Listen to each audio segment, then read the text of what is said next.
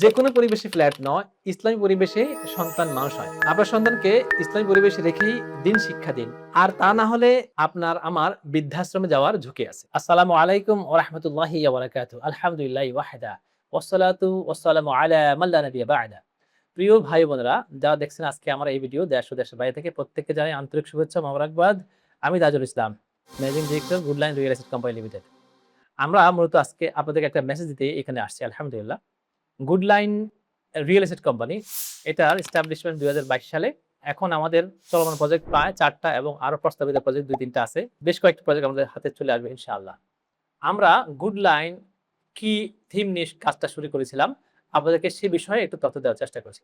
মূলত গুডলাইন real estate company শুরু থেকেই ইসলামী পরিবেশ নিয়ে কাজ করে। আপনি বাংলাদেশে হাজার, হাজার কোম্পানি ফ্ল্যাট নির্মাণ করে, বাড়ি নির্মাণ করে। কিন্তু প্রত্যেকেই বিক্রি করে আপনার কাছ থেকে টাকা নিলেই একটা পরিবেশ দিয়ে শেষ করে দিচ্ছে। কিন্তু আমরা এই জায়গাটাকে একটু ভিন্নভাবে দেখছি শুরু থেকেই। আমরা একেবারে স্পেশালি সবার কাছে ফ্ল্যাট বিক্রি করি না। শুধুমাত্র বাছাইকৃত কিছু কাস্টমারদেরকে আমরা বাছাই করে ফ্ল্যাট বিক্রি করি এবং আমরা নির্মাণ করি সেরা মানের সেরা ফ্ল্যাট। এটা এই জন্য বলছি, কারণ আমাদের নির্মাণ সামগ্রীর মধ্যে কোন রকমের মিথ্যার আশ্রয় নেওয়া হয় না।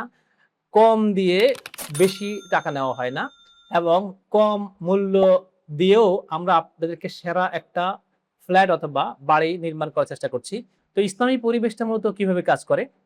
আপনি দেখবেন সারা বাংলাদেশে হাজারো কোম্পানির মধ্যে তারা কিন্তু একটা ফ্ল্যাট নির্মাণ করে, ৩ বেডরুম দেয় অথবা আরো নানান পরিবেশ তারা সৃষ্টি করে। কিন্তু গুডল্যান্ড রিয়েল এস্টেট কোম্পানি আপনাদেরকে এই সেম সুবিধাগুলি দিবে এবং পাশাপাশি স্পেশালি দিবে পরিবেশের নিশ্চয়তা।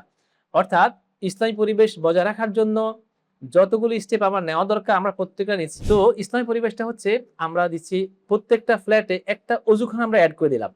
তাহলে ইসলামী পরিবেশটা আরো সুন্দর হয়ে গেল। তারপরে আমরা বাংলাদেশে দেখবেন ২-১ টা জায়গা ছাড়া মহিলারা সালাত আদায় করতে পারে না। অর্থাৎ মহিলাদের জন্য সালাত ফরজ নয় কি? এই বিষয়টাকে আমরা মাথায় রেখে আমাদের এই বিল্ডিং এর ছাদে রাখতেছি একটা নান্দনিক মসজিদ, যেখানে মহিলা এবং পুরুষের জন্য সম্পূর্ণ আলাদা, আলাদা সালাতের ব্যবস্থা করা হচ্ছে। সেখানে আরো কি থাকছে? পুরুষের জন্য আলাদা, মহিলাদের জন্য আলাদা সম্পূর্ণ লাইব্রেরি থাকবে। যেই লাইব্রেরিতে ২-১ টা বই দিয়ে নয়, বরঞ্চ আমরা দিব হচ্ছে অন্তপক্ষে হাজারো বইয়ের সমন্বয়ে একটা লাইব্রেরি, যেখান থেকে আপনি ইসলামী জ্ঞান সম্পূর্ণভাবে আহরণ করতে পারবেন। তো আলহামদুলিল্লাহ আমরা সব মিলে ইসলামী পরিবেশটা এভাবে দেখতেছি। আর একটা জিনিস রাখতেছি, আমরা সেখানে প্রতিটা বিল্ডিং এই ওই মসজিদে মুক্তর ব্যবস্থা রাখছি, কোরআন শিক্ষার ব্যবস্থা রাখতেছি। এর মধ্যে আমরা আরো রাখছি, আমরা তো একদিন সবাই মারা যাবো, কেউ বেঁচে থাকবো না, আমিও না আর পৃথিবীতে কেউ না। সেই ক্ষেত্রে মরে যাওয়ার পরে একটা লাশ যখন হয়ে যায়, প্রত্যেকটা মানুষ তাকে ধোয়ার জন্য বাইরে নিয়ে যায়।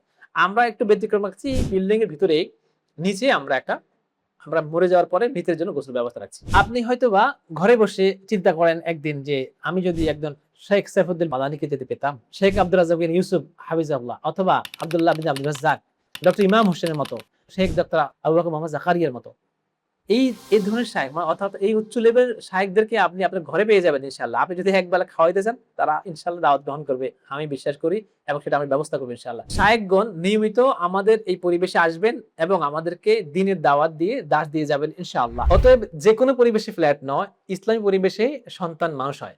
আপনার সন্তানকে ইসলামী পরিবেশে রেখেই দিন শিক্ষা দিন।